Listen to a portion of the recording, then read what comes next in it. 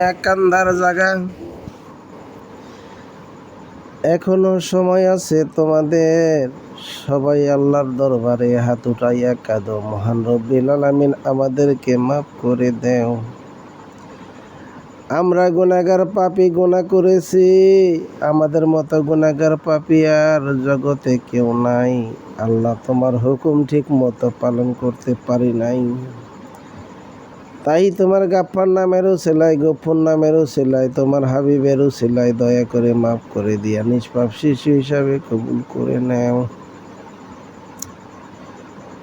আল্লাহ গো, যারা কবরবাসী হয়ে গেছে তারা তো অনেক অসহায় হয়ে গেছে গো আল্লাহ।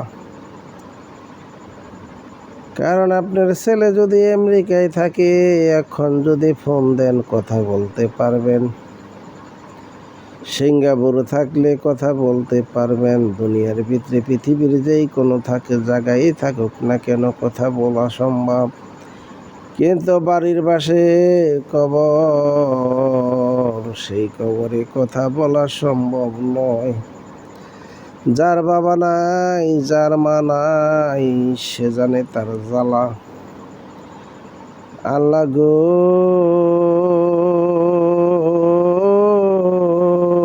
ও আমার দরদের আল্লাহ, দয়া করে মায়া করে সমস্ত কবরবাসীর জীবনের গুনাহ মাফ করে দিয়া কবরটাকে জান্নাতের বাগিচা বানাইয়া দেন। আপনার হাবিবের উসিলায় তাদেরকে মাফ করে দেন। গফুর গাফার নামের উসিলায় তাদেরকে মাফ করে দেন। রহমান নামের উসিলায় মাফ করে দেন। রহিম নামের উসিলায় মাফ করে দেন। কারিম নামের উসিলায় মেহেরবানি করেন। আল্লাহ, আপনি তো দয়ার সাগর। রাব্বি হামহুমা কামা রাব্বায়ানি সাগীরা, রাব্বি হামহুমা কামা রাব্বায়ানি সাগীরা। ও আমার দয়াবান রব, ও আমার মায়াবী আল্লাহ, দয়া করে আমার বাবার জীবনের গুনাহ মাফ করে দেন।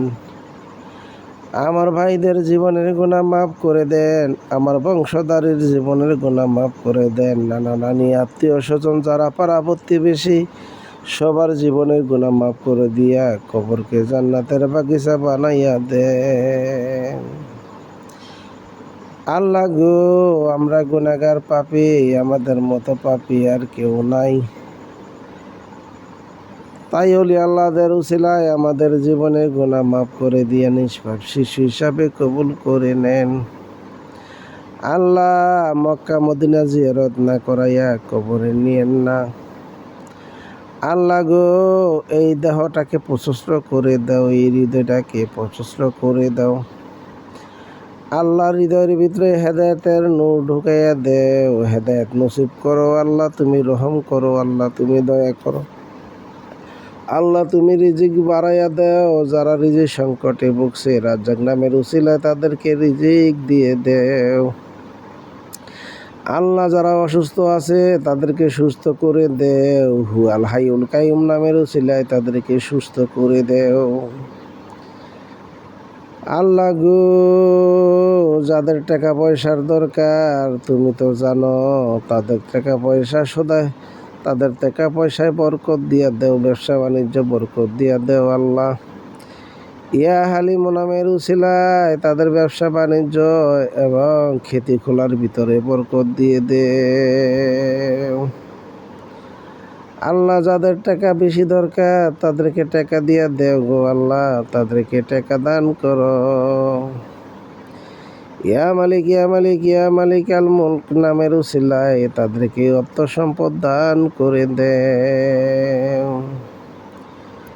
ও আমার রব্বি করিম আল্লাহ, ও আমার দরদের আল্লাহ, ও আমার মায়াবী আল্লাহ, জগতে মা বাবার মতো দরদি আর কেউ নাই। তারপরে আমার নবীর মতো দরদি আর কেউ নাই।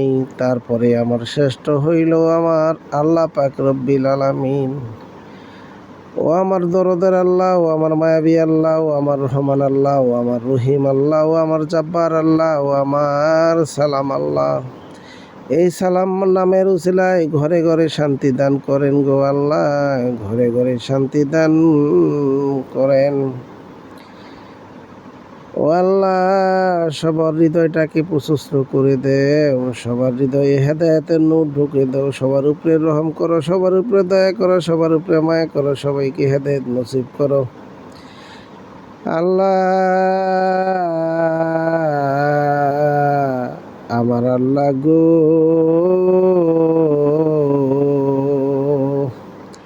আপনার নাম রব্বিল আলামিন, আপনার দোস্তের নাম রহমাতাল লিল আলামিন। সেই রহমাতাল লিল আলামিন নামের উসিলায় আমাদেরকে মাফ করে দেও। আমরা না যাই না কত গুনাহ করেছি গোপনে, মাফ করে দেন উপর আল্লাহ আপনার এই নিজের গুণে। আল্লাহ গো,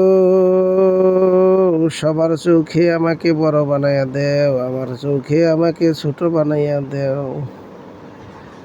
আল্লাহ গো, আমার চোখটা যত দূর যায় ততটুক জায়গায় প্রশস্ত করে দাও। আল্লাহ গো, দেহের ভিতরে হেদায়েতের নূর ঢুকে দেও। আল্লাহ, বেশি বেশি দান খরচ করার তৌফিক দান করো। আল্লাহ, সমাজে সবার সাথে মিলেমিশে থাকার তৌফিক দান করো।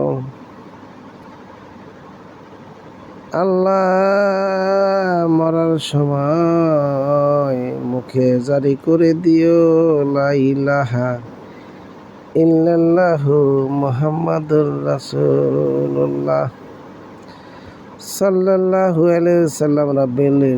রাব্বিল ইজ্জাতি মা সিফুন, আসসালামু আলাল মুরসালিন, আলহামদুলিল্লাহি রাব্বিল আলামিন। হক লা ইলাহা ইল্লাল্লাহু মুহাম্মাদুর রাসূলুল্লাহ সাল্লাল্লাহু আলাইহি ওয়াসাল্লাম। আসসালামু আলাইকুম ওয়া রাহমাতুল্লাহি ওয়া বারাকাতুহু।